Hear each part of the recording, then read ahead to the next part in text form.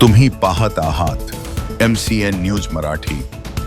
राष्ट्रमाता राजमाता जिजाऊ माँसाहेब यांच्या 428व्या जयंतीनिमित्त मातृतीर्थ सिंदखेड राजा येथे पालकमंत्री नामदार मकरंद पाटील आणि सहपालकमंत्री संजय सावकारे यांनी 12 जानेवारीला जिजाऊ माँसाहेब यांच्या जन्मस्थळी नतमस्तक होऊन अभिवादन केले। यावेळी माध्यमांशी बोलताना मातृतीर्थ सिंदखेड राजा विकासासाठी नवीन आराखडा तयार करण्यात येणार असल्याची माहिती त्यांनी दिली। राजमाता जिजाऊ यांचे जन्मस्थान हे प्रेरणादायी असून या ऐतिहासिक स्थळाला गतवैभव प्राप्त करून देण्यासाठी मातृतीर्थ सिंदखेड राजा विकास आराखडा नव्याने तयार करून शासन स्तरावर मंजुरीसाठी प्रयत्न करण्यात येणार असल्याचे पालकमंत्र्यांनी सांगितले। या दौऱ्यादरम्यान पालकमंत्री मकरंद पाटील यांनी हिंदू हृदय सम्राट बाळासाहेब ठाकरे समृद्धी महामार्गावरील सिंदखेड राजा इंटरचेंज फेज क्रमांक 7 येथे उभारण्यात येणाऱ्या बालशिवबासह राष्ट्रमाता जिजाऊ माँसाहेब यांच्या पुतळ्याच्या प्रस्तावित जागेची पाहणी केली। या प्रसंगी आमदार मनोज कायदे, नगराध्यक्ष सौरभ तायडे, जिल्हाधिकारी डॉक्टर किरण पाटील, जिल्हा पोलीस अधीक्षक निलेश तांबे, उपविभागीय अधिकारी प्राध्यापक संजय खडसे, ॲडव्होकेट नाझेर काझी, सातारा जिल्हा परिषद माजी उपाध्यक्ष नितीन भरगुडे पाटील यांच्यासह वरिष्ठ अधिकारी उपस्थित होते। MCN न्यूज मराठीकरिता शेख अजीज मोहम्मद, बुलढाणा।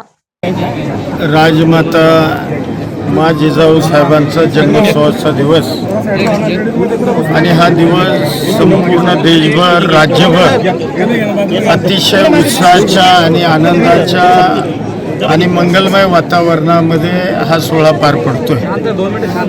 खरं तर मी पहिल्यांदा या जिल्ह्याचा पालकमंत्री झालो आणि पहिलंच वर्ष की मला आज राजमातांच्या या वाड्यामध्ये आणि त्यांच्या प्रतिमेचं दर्शन घेण्याचा योग मी पालकमंत्री झाल्यानंतर सुद्धा पहिल्यांदा ज्या वेळेला जिल्ह्यामध्ये पाऊल ठेवलं त्यावेळेला पहिल्यांदा मी सिंदखेड राजाला येऊन राजमातांच्या प्रतिमेचं दर्शन घेतलं, आशीर्वाद घेतले आणि खऱ्या अर्थानं तिथूनच या जिल्ह्याचं पालकमंत्रीपद भूषवत असताना एक प्रकारची प्रेरणा, ऊर्जा मला या ठिकाणावरून मिळाली।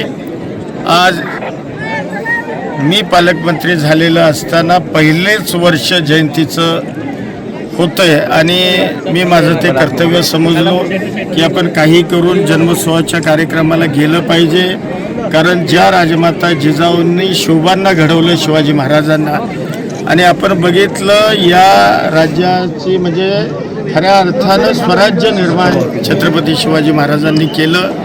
मुघलांच्या ताब्यामधून आपल्याला सगळ्यांना त्यांनी मुक्त केलं आणि मराठ्यांचं किंवा एक स्वराज्याचं राज्य हे महाराजांनी निर्माण केलं आणि मग अशा या ज्या माऊलीनं शिवबांना घडवलं या माऊलीच्या चरणी नतमस्तक होण्याकरता आज या ठिकाणी मी आलो आहे आणि निश्चितपणानं दर्शन घेतल्यानंतर मी मा जिजाऊंचे आशीर्वाद घेतले आणि भावी वाटचालीला प्रेरणा या निमित्ताने घेतली। दोन ठाकरे एकत्र झाले, दोन राष्ट्रवादी कधी एकत्र होते? मुळामध्ये हा काही राजकीय कार्यक्रम नाही, इथं एखादा राजकीय विषय बोलणं मला काही उचित वाटत। आता आपण बाबा इथं विकासाचा आराखडा यापूर्वी बनवलेला आहे, परंतु त्या आराखड्यामध्ये काही बदल करून आपल्याला नवीन आराखडा तयार करून तो आराखडा निश्चितपणानं शासन पातळीवर मंजूर करण्याचा प्रयत्न या जिल्ह्याचा पालकमंत्री म्हणून मी 100% करणार आहे,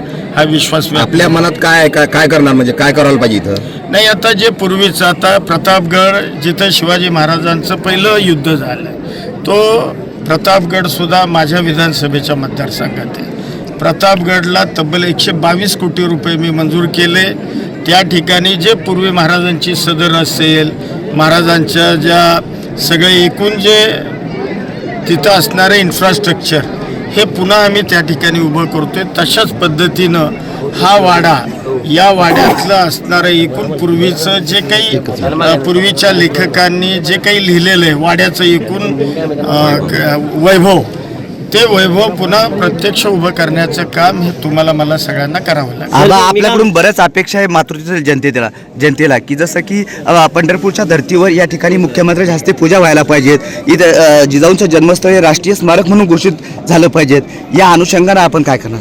नाही, निश्चितपणानं जी मागणी लोकांची आहे त्या लोकांची मागणी मी मुख्यमंत्री महोदयांच्या, दोन्ही उपमुख्यमंत्री महोदयांच्या कानावर घालेन आणि आपली भावना मी निश्चितपणानं त्यांच्यापर्यंत पोचवून त्यांना या संदर्भामध्ये विनंती नक्की करेन. सर, जे तुम्ही पालकमंत्री झाल्यापासून या दुसरी वेळी तुमची भेट द्यायची असं आरोप होत आहे, तर तुम्ही इथं दुर्लक्ष होत आहे तुमच्या याचं. अरे बाबा, 2 वेळेला आलो ना मी.